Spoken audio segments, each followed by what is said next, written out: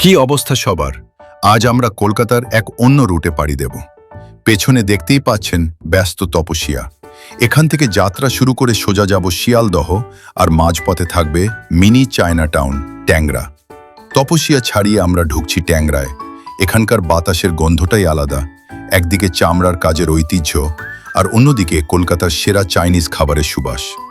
রাস্তার দুপাশে লাল রঙের বড় বড় গেটগুলো দেখলেই বোঝা যায় আমরা শহরের চায়না টাউনে আছি। কলকাতার ট্রাফিক মানেই একটু ধৈর্য, তবে এই ঘিঞ্জি গলি আর রাস্তার মাঝেও একটা অদ্ভুত প্রাণ আছে। আমরা এখন ধাপা আর ট্যাংরা সিগন্যাল পেরিয়ে এগোচ্ছি এন্টালির দিকে।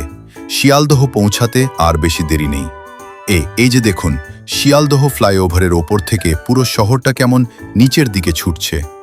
নিচে শিয়ালদহ স্টেশন, পূর্ব ভারতের অন্যতম লাইফলাইন।